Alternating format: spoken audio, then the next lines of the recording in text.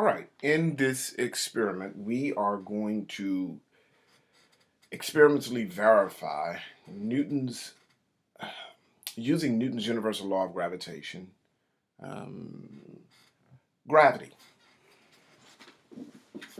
So what am I saying here? Well, what is Newton's universal law of gravitation? Here it is. F, and I'd rather do this in black. F sub g is just equal to g, which is Newton's universal law of gravitation. I mean, not gravitation, but universal gravitational constant. That's good enough. Then we have some mass m1, and then we have E here, mass of the Earth over the radius of the Earth squared. So we're going to basically have a ball here, and we're going to have the Earth down here, and the ball is going to be pulled down at G. We want to verify that. Now, what is G in this equation? Well, G in this equation is just this part. So if we are to write G, and it's a vector, and it's directed downwards, it's going to be this capital G times M sub E over R sub E squared. So theoretically, what do we have here? Let's just go ahead and write the value for G, which is 6.022 E negative 11 Newton meter squared, kilogram squared. And then you have the mass of the Earth. Let me just check real quick. The universal gravitational constant. Looking. Here's what I found on the web for the universal gravitational constant. So we'll just go with the 6.674 times 10 to the negative 11th for that one. So this is not what I want. I think that's 6.674 times 10 to the negative 11th Newton meter squared over kilogram squared. Okay, and now we need the mass of the Earth. What is the mass of the Earth? What is the mass of the Earth? What is the mass of the Earth?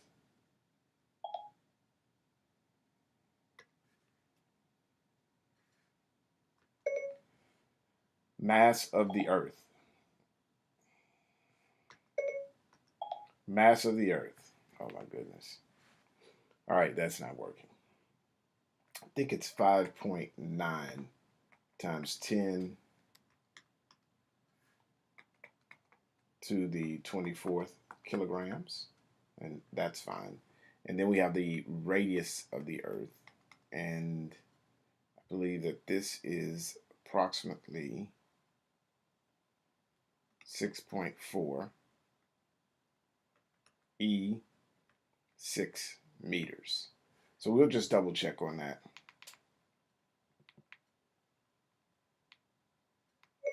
What is the mass of the Earth?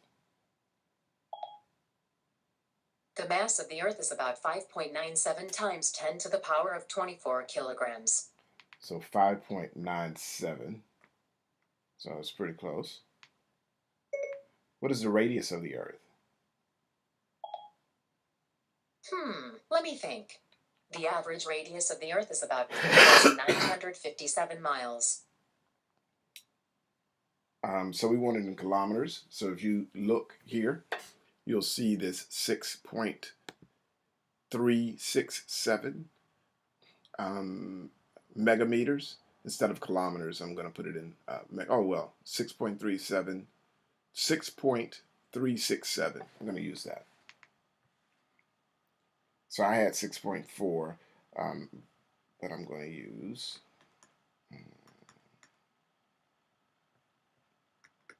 6.37 times 10 to the negative to the 6 meters. Okay? So I want to go straight away to this calculator. And what do we have for the mass? Or we had for G. Now, basically, I want to calculate G right here. And I'm talking about the gravitational field. So I'm just going to put these numbers in. And this is 6.674 times 10 to the negative 11. Okay, that went in well. And then we want the mass. The mass is 5.97 times 10 to the 24th. So we're going to say times 5.97 times 10 to the 24th power. Okay, that went in well. And then we're going to divide this by 6.37 times 10 to the 6th power.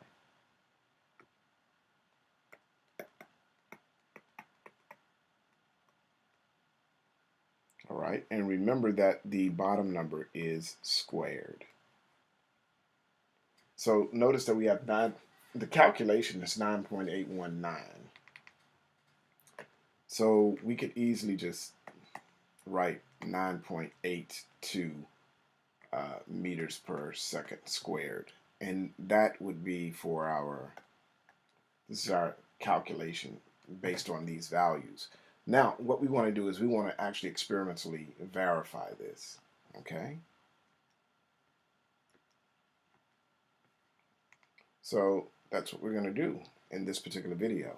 You have a gentleman here, and he's going to drop this ball. All right, so we want to capture the ball from about right here to right before it hits the ground. So let's do that. Let's just back this up. Let's set our origin and our scale. I'm going to set the origin to, now your origin is going to be down here, but I want to set it to be about right here. And the scale is going to, I'm going to use this meter stick that's on the wall here, on the side of the building.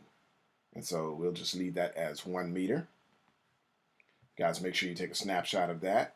And don't forget to label your experiment, gravitation, and your last name and your first name. And so let's go ahead and track this ball.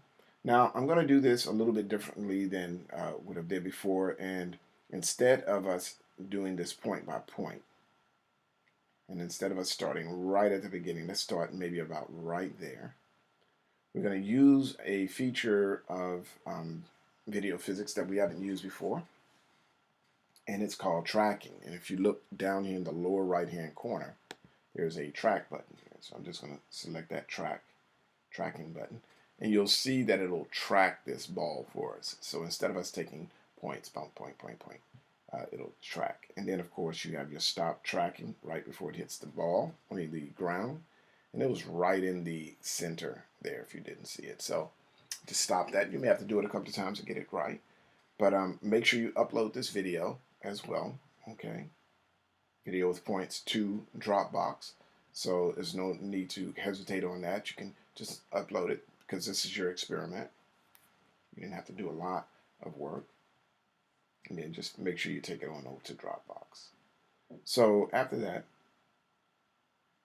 let's go to data file and then open in, and of course we're going to go to graphical. Now once you're in graphical, we're going to select out some data here. We're not going to go to Microsoft Excel. So the only thing that we really we want to see the y velocity with respect to time. And we only want one graph, and that's this graph. We're going to change the points, change this appearance from lines to points. And so you'll see these points here. Let's just select on the first point here, okay? And then we're going to select on this tab. We're going to drag all the way across. So this tab represents the y velocity. This tab represents what's happening on the time. So let me see here. Yep, that'll do. All right. And then we're going to go to curve fit and go to linear. And notice that we have ourselves a linear curve fit here. I'm just going to select on this, drag back. All right. And you'll notice that we have a slope here. M is our slope for this line here. And we're going to have a rise over run slope here. And it's basically looking at this line, and it's taking a point on this line, and it's taking another point, and it's calculating this slope. And we're ending up with a negative 9.797, which is pretty good, okay, given what our calculation came out to be. And if you look back here, our calculation came out to be 9.82. All right. So if we looked at a percent difference between those two, it would be fairly small. The only way we would do that is just by going into Microsoft Excel and just doing a calculation like that. In fact, we can do that calculation real quick. So we have this, and I can just put in minus 9.792. I believe that's the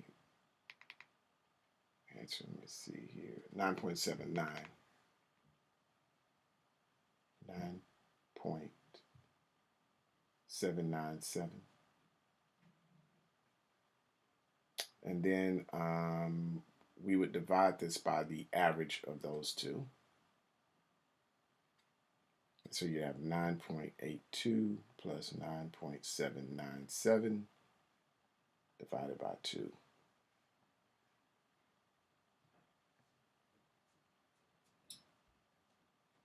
And then we would multiply this entire thing by 100.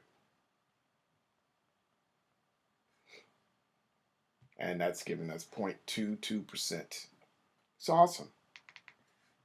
Awesome. And that is going to be the end. Make sure that you take a snapshot of this and upload it. That'll be great. Okay. And save that to Dropbox.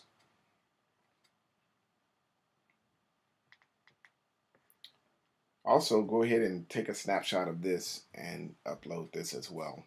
You should have no problem doing this. This is my script calculator or some calculator that's on your iPad.